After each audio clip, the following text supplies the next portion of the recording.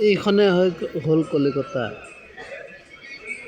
মই বৰ্তমান আছোঁ কলিকতাৰ মাটিত। ইয়াত সকলোতে দেখা পাব যিমান খেতি মাটি পথাৰ আছে, চব এনেকৈ শস্য, ধান, মৰাপাট চব শস্যৰে ভৰা। কোনো মাটি অসমৰ মাটিৰ নিচিনা অযথা পৰি নাথাকে। বছৰেকত এটা খেতি নহয়, এওঁলোকে বছৰেকত পাৰিলে 2টা বা যেনেকৈ হ'লেও 3টা খেতি কৰিবলৈ চেষ্টা কৰে। এতিয়া পথাৰ দেখিছে, দূৰ দূৰলৈকে না গৰু আছে না গাই আছে। বহুত ধুনীয়া লাগে। অসমৰ বাহিৰে বাকী যাওক, কলিকতা যাওক, ছত্তীশগড় যাওক, ৰাজস্থান, দিল্লী, সকলোতে যাওক, চব মানুহে খেতি কৰে। কিন্তু আমাৰ অসমত চৰকাৰে চাউল দিয়ে, খানা দিয়ে, ঘৰ দিয়ে, চব ফ্ৰীকৈ দিয়ে। খেতি কিয় কৰিব লাগে? ডেকা চামটো এনেই বেকাৰেই থাকে। গতিকে কি হ'ব? এয়া দেখিছেনে, দূৰ দূৰলৈকে ক'তো নাই। ইয়াত গৰু ছাগলী কোনো এৰি দিব নোৱাৰে। ইয়াত কোনো মানুহ এনেই থাকিব নোৱাৰে। সকলো জেগাতে অকল খেতিয়ে দেখিব, য'ত অকণো মাটি পৰি নাথাকে। যেনেকৈ হ'লেও খেতি কৰিবই। ইয়াত আকাশলৈ চাই পেলাই পানীৰ ব্যৱস্থা নকৰে।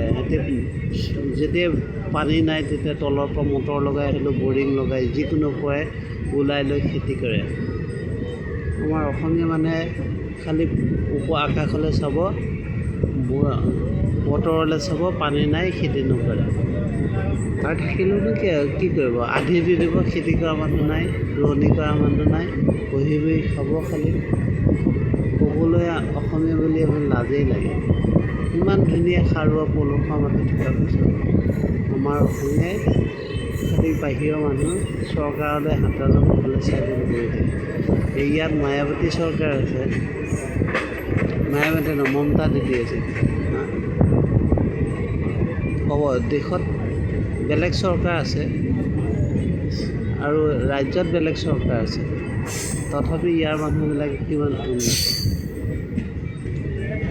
কৰিব লাগে। সকলোৱে খেতি আজি কলিকতাৰ ব্যৱসায়িক ক্ষেত্ৰত কিয় আগ্ৰহ নহয়? কাৰণ এইবিলাক সাধাৰণ জনতাই নিজৰ কথা বুজি পায় কাৰণে আগ্ৰহ নহয়। আমাৰ মানুহখিনিয়ে খালি চৰকাৰে দিব খাম। প্ৰধানমন্ত্ৰীয়ে হওক বা মুখ্যমন্ত্ৰীয়ে হওক, কোনো মন্ত্ৰীয়ে ঘৰত খেতি নকৰে, চব কিনি আনিব লাগে। সেই কথাখিনি আমি বুজি পাই সদায় পিছতেই পৰি থাকোঁ।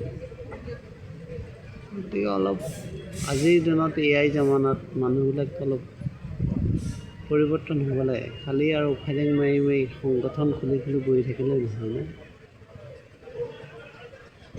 ঠিক আছে দিয়ক।